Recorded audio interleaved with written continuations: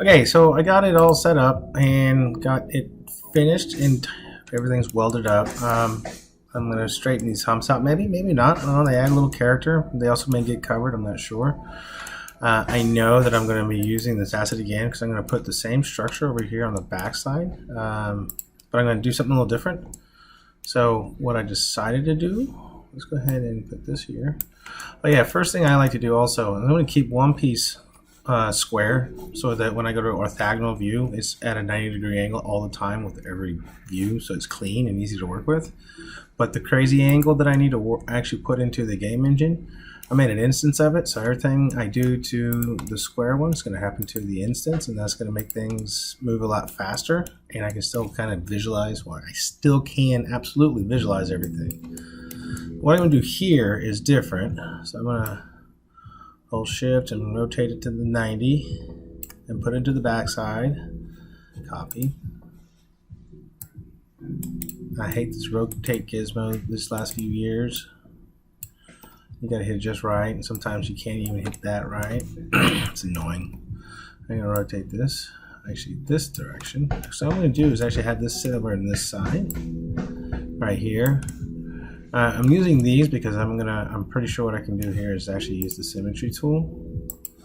Well, actually, I know this because I was just playing around with it, and it worked. So I'm gonna move the gizmo here, where that centers up on that center key, right there. Alright, and then I can place this here, and I'm just going to put that in the center and then just scale it up uniformly on the all three axes. Now, I knew that when I figured that I wanted to do this, I was like, oh, I need to do the UVs.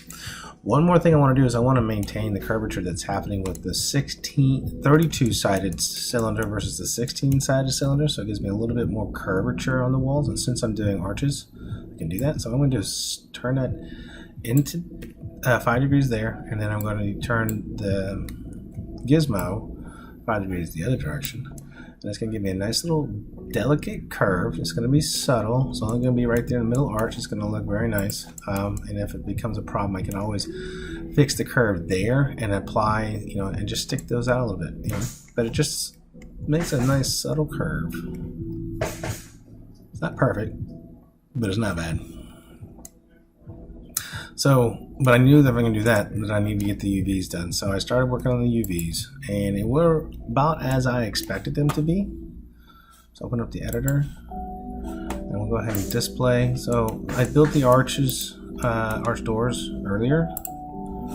And so if I want to display the actual texture checker pattern, not texture pattern, but checker texture, because it allows me to see if my UVs are flipped.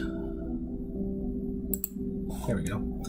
You can see where I have some selections to get made, and so I've already got them selected, and I'm just going to flatten these out. You can see they're flat right there. So I'm going to flatten those. And these are all boxes essentially, so they'll be real easy to weld for the most part. Some of them are a little more complicated. So I'm going to go in there and stitch all these up, but I'll do that later. I just want to show you what I'm actually working on in terms of getting this arch up. So it's starting to come together.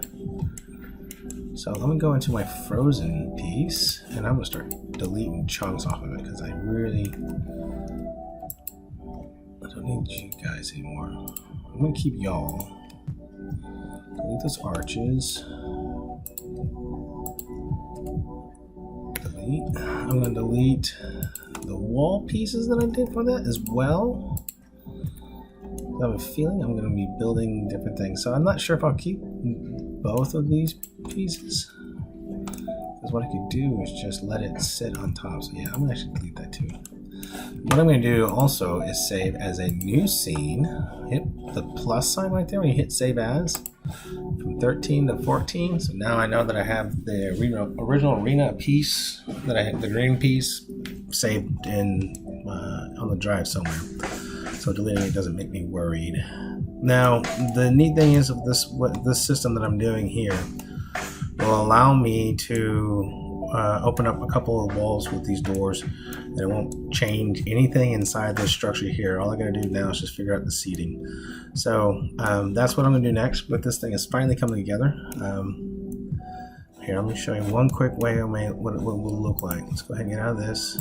Go here. And I'm going to hold shift and make copies of these. Copy.